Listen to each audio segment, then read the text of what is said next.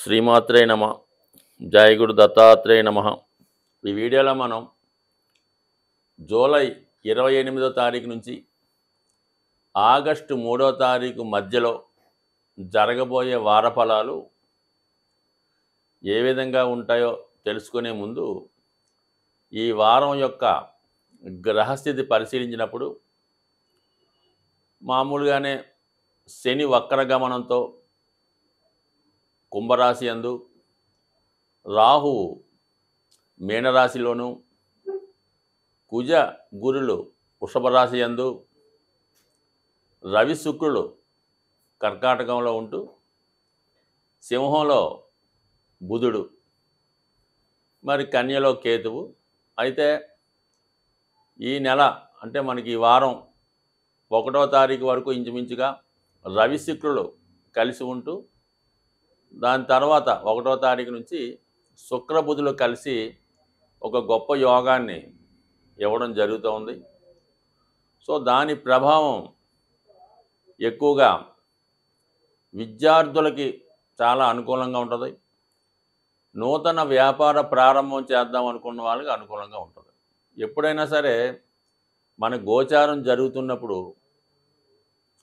ఏదైనా గ్రహం బలహీనంగా ఉన్నప్పుడు ఆ గ్రహానికి సంబంధించినటువంటి కార్యక్రమాలు చేయడం వల్ల పెద్దగా సక్సెస్ అవ్వడం జరగదు. అదే ఒక గ్రహం బలంగా ఉన్నప్పుడు ఆ గ్రహానికి సంబంధించినటువంటి కార్యక్రమాలు చేపట్టడం వల్ల కంప్లీట్గా అవి సక్సెస్ అవుతాయి. ఉదాహరణకి మనకి ఈ గురుమౌఢ్యం జరిగినప్పుడు, శుక్రమౌఢ్యం జరిగినప్పుడు శుభకార్యాలు కానీ, నూతన వ్యాపార ప్రారంభాలు, శుభకార్యాలు చేయడం జరగదు. ఎందుకంటే ఆ రెండు బలంగా ఉన్నాయి కాబట్టి అవి రాణించవు. సో ప్రస్తుతం మరి శుక్రుడు బుధగ్రహంతో కలిసి ప్రయాణించడం వల్ల బుధుడు బలవంతుడు అవుతూ ఉంటాడు మిత్రక్షేత్రంలో ఉండడం వల్ల. మరి ఇది కొత్తగా వ్యాపారం ప్రారంభిద్దాం అనుకున్న వాళ్ళకి, అలాగే కొత్తగా ఉపాధి అవకాశాలు ఎత్తుక్కున్న వారికి చాలా వరకు సక్సెస్ఫుల్గా ఉండే అవకాశం ఉంది.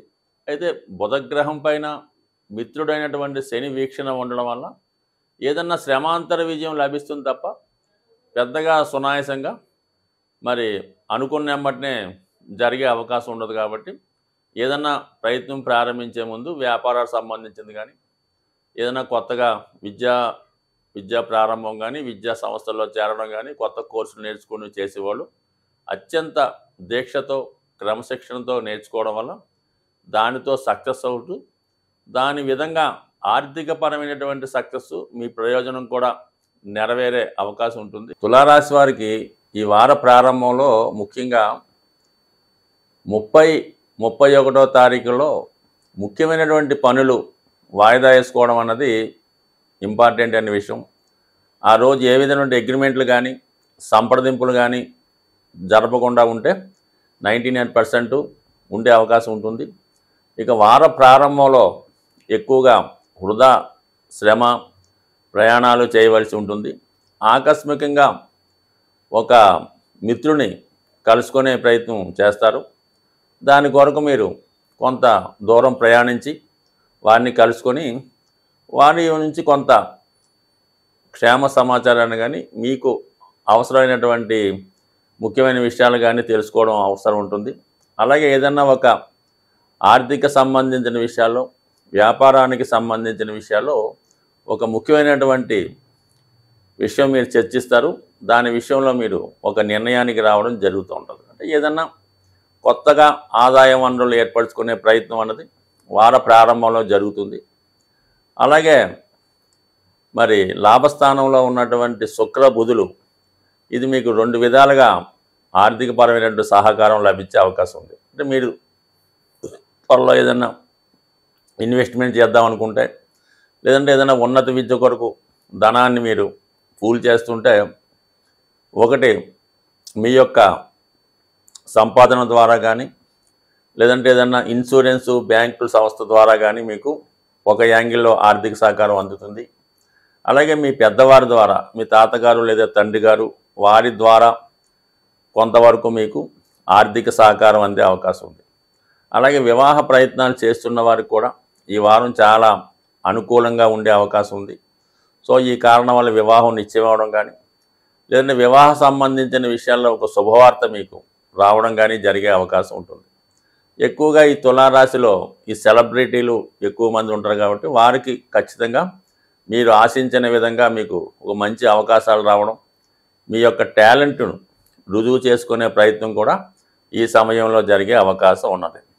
అలాగే ప్రభుత్వ పథకాలు మీకు అనుకూలంగా రావడం జరుగుతుంది. ప్రభుత్వపరమైన గుర్తింపు కూడా వచ్చే అవకాశం ఉంది. అయితే ముఖ్యంగా ఈ ప్రభుత్వ ఉద్యోగులకు కానీ, పెద్ద పెద్ద సంస్థల్లో ఉద్యోగం చేసిన ప్రైవేట్ వారికి కానీ అనుకోకుండా వృత్తిలో కొన్ని చికాకులు ఎదుర్కొనే అవకాశం ఉంది.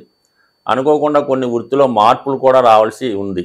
అంటే మీరు చాలా నిజాయితీగా, చాలా స్ట్రెయిట్గా, స్ట్రిక్ట్ ఫార్వర్డ్గా వర్క్ చేస్తుంటే మిమ్మల్ని డైవర్ట్ చేస్తూ ఇతరుల యొక్క పెత్తనం మీ యొక్క వృత్తిలో ఇన్వాల్వ్మెంట్ ఉండడం వల్ల ఖచ్చితంగా మీరు అసహనానికి గురవుతారు. ఆ సమయంలో ఉద్యోగం మానేద్దామా అన్నటువంటి తీవ్రమైనటువంటి నిర్ణయం తీసుకునే అవకాశం కూడా ఉంది. కాబట్టి ఏ విధంగా కూడా తొందరపడకుండా నిదానంగా వ్యవహరించండి. ఏదైనప్పుడు కూడా అధికారుల వల్ల కొన్ని ఇబ్బందులు, వేధింపులు ఈ వారంలో వచ్చే అవకాశం ఉంది. కాబట్టి కొద్దిగా సావకాశంగా ఆలోచిస్తే అన్నీ కూడా సాల్వ్ అవుతాయి. ముఖ్యంగా స్పెక్యులేషను, షేర్ మార్కెట్ వివిధ వాటిలో ఎట్టి పరిస్థితుల్లో కూడా పెట్టుబడి పెట్టే ప్రయత్నం చేయవద్దు. ఏదన్నా నిదానంగా ఆలోచించి నిర్ణయం తీసుకోవడం అనేది మంచిది. కొత్తగా వ్యాపారం ప్రారంభిద్దాం అనుకున్న వాళ్ళకి చాలా మంచి అవకాశాలు ఈ వారంలో రావడం జరుగుతుంది. అయితే దాంట్లో కొంత మోసంతో కూడుకునే కూడా ఉండే అవకాశం ఉంది. కాబట్టి గతంలో మోసపోయిన విధంగాను, నష్టపోయిన విధంగానూ కాకుండా మళ్ళీ కొత్తగా ఆలోచించి నిర్ణయం తీసుకోవడం మంచిది. ఎందుకంటే ఎప్పుడు ఈ తులారాశి వారు ఏదో చేద్దామనే ప్రయత్నం చేస్తుంటారు. కానీ ఒకసారి పొరపాటు జరిగిందని మానేయకుండా పదే పదే అదే చేస్తుంటారు. ఆ కారణం వల్ల ఎక్కువ నష్టపోతుంటారు. కాబట్టి కంపల్సరీగా రిపీటెడ్గా మీకు ఏదైనా నష్టం వస్తుంటే దాని జోలికి వెళ్లకుండా తిరిగి సరికొత్తగా ఆలోచించే ప్రయత్నం చేయండి.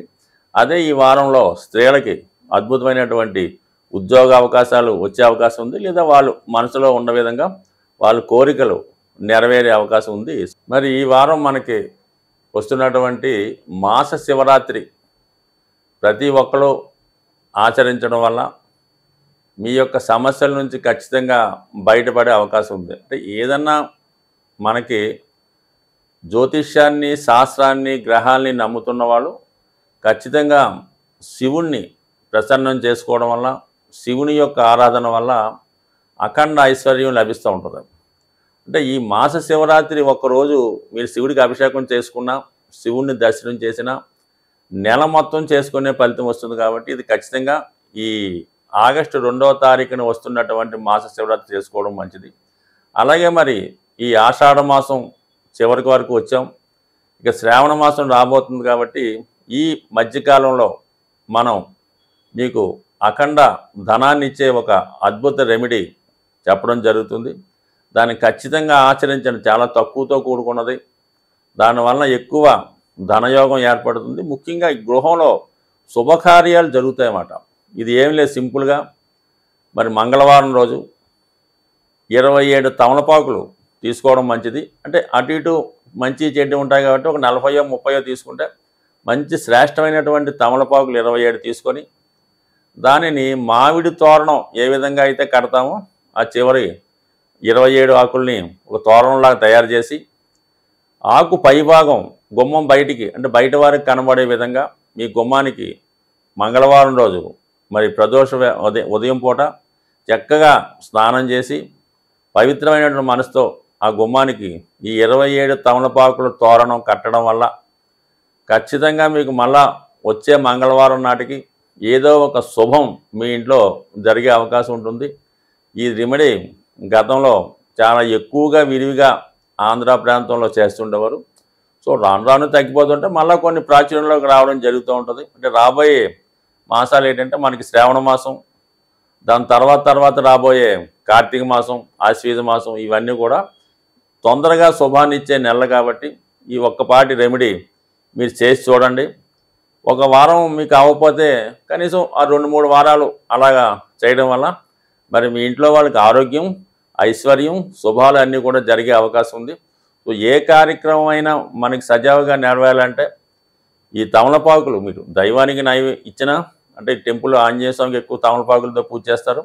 అలాగే ఏ దైవానికైనా తమలపాకులతో మరి మీ యొక్క కోరిక చెప్పడం వల్ల తమలపాకులు సమర్పించడం వల్ల, అంటే ఒట్టి తమలపాకులే కాకుండా దాంట్లో చెక్కో ఏదో ఒకటి వేయడం వల్ల కంపల్సరిగా మీ కార్యక్రమం నెరవేరే అవకాశం ఉంటుంది. స్వస్తి.